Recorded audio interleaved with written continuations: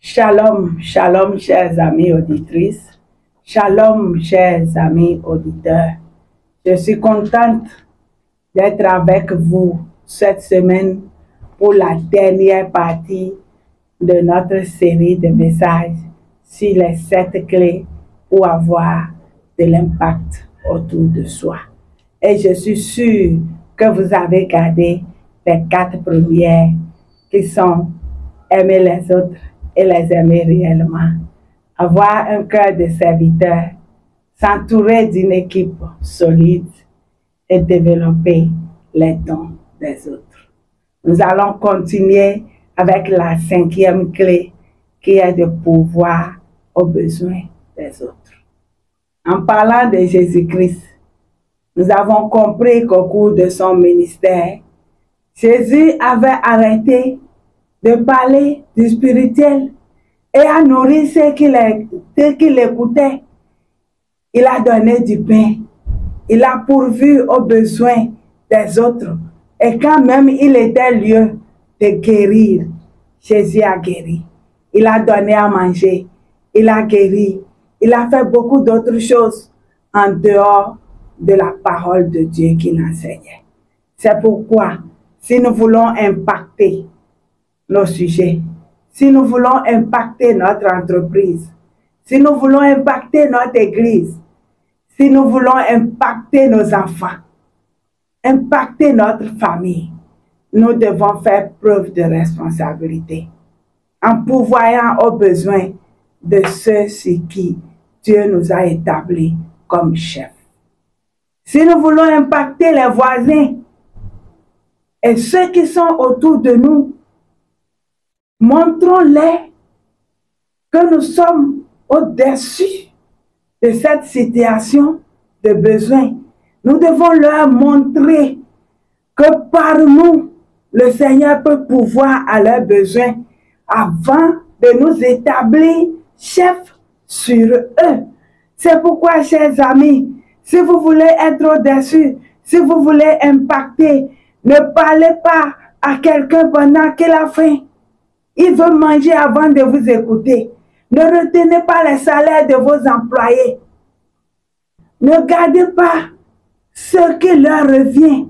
Si vous voulez être un bon chef, si vous voulez impacter, si vous voulez changer votre milieu, perdez vos droits et faites valoir les droits des autres en leur donnant ce dont ils ont besoin. Il ne faut pas qu'on pense qu'on va s'enrichir sur le dos de nos employés, de nos chrétiens, de nos enfants, même ceux sur qui nous avons été établis. Ce qui est important pour nous, ce n'est pas notre puissance, ce n'est pas notre grade, ce n'est pas notre nom, mais c'est qui nous sommes quand les gens ont besoin. Est-ce que nous sommes celui qui vient avec toutes les solutions aux problèmes des gens? Pourquoi pas? Ils attendent cela de nous. Et si nous voulons le faire, le Seigneur nous en donne les capacités. Il nous en donne la force. Nous devons avoir un cœur compatissant face aux besoins de ceux que nous dirigeons. Et 6e, nous devons être intentionnels. Quand nous sommes responsables, quand nous travaillons avec un groupe, quand le Seigneur nous établit sur des gens, quand nous sommes chefs d'entreprise, pasteurs ou qui que ce soit, élevés à un certain niveau, nous devons prendre l'exemple de Jésus-Christ. Vous voyez, Jésus-Christ savait choisir le temps où il devait se retirer pour se recharger. Il pouvait se retirer pour prier. Le Seigneur Jésus pouvait savoir que maintenant je dois me reposer. Il pouvait savoir que je dois aller plus loin en marchant pour prêcher l'évangile. Jésus-Christ était focalisé sur son programme. Il tenait à son programme. Il était rigoureux sur son programme. Il était très fixe. Il ne se laissait pas distraire. Il ne se laissait pas emporter. Il ne se laissait pas détourner. Et quand il programme quelque chose, c'est ça exactement qu'il fait.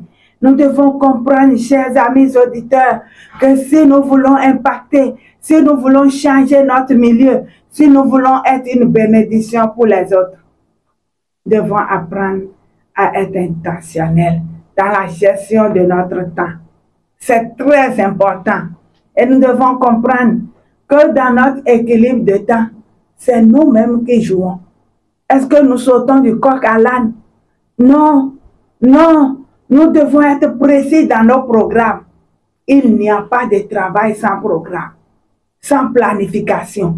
Non, on ne doit pas tout faire à la fois, mais nous devons savoir que d'étape en étape, nous devons faire ci et ça. Et à chaque temps, une activité correspond. Chers amis auditeurs, nous allons terminer avec la 7e clé. Et je voudrais qu'on lise Luc 23, le verset 34. Jésus dit, Père, pardonne-leur, car ils ne savent ce qu'ils font. Alléluia. Jésus-Christ, face à ces bourreaux qui avaient tout fait, qui ont commis n'importe quel crime sur lui, au lieu de dire un mot pour que eux tous tombent, Jésus-Christ était bien capable de dire un seul mot pour que tous tombent. S'il voulait qu'il meure, s'il voulait qu'il se relève un instant après pour savoir que c'est lui le vrai Dieu, c'est lui effectivement le Fils du Dieu très haut. Mais il a dit pardonne. Jésus-Christ a compris le secret qui se trouvait dans le fait de pardonner.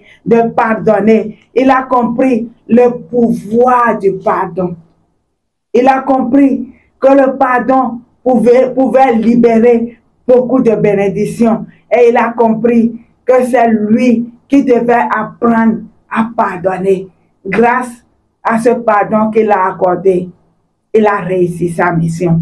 C'est pourquoi, chers responsables, chers chefs d'entreprise, chers pasteurs, chers responsables de foyer, chefs de ménage, nous devons apprendre à pardonner. Même si un employé a commis une si grande faute, parfois elle nous coûte cher. Parfois, il y a eu trop de dégâts. Ah, tu peux savoir ce que ça coûte, ce que tu m'as gâté.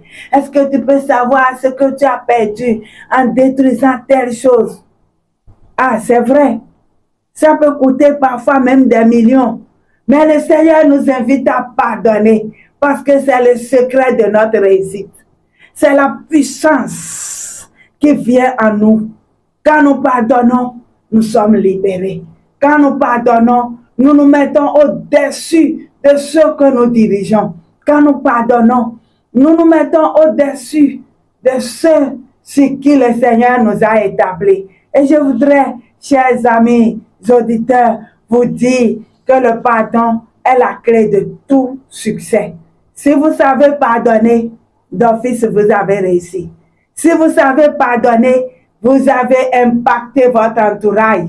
Si vous savez pardonner, vous allez faire des exploits dans vos projets. C'est pourquoi je ne saurais vous quitter sans vous faire comprendre que pour pouvoir impacter, il faut pardonner. Et je voudrais me résumer en vous rappelant les 7 clés pour avoir de l'impact. Nous devons aimer et aimer sincèrement. Nous devons avoir un cœur de serviteur. Et aussi, chacun de nous doit comprendre s'il veut impacter, qu'il doit s'entourer d'une équipe très forte et développer les dons des autres. Et 5e, pour pouvoir impacter, nous devons apprendre à pouvoir aux besoins des autres. Et 6e, si nous voulons impacter, il faut que chacun de nous comprenne que nous avons à nous atteler à rester focalisés sur nos objectifs et rester intentionnels. Enfin, si nous voulons impacter notre entourage, sachons pardonner. Et le Seigneur nous bénit tous. Shalom.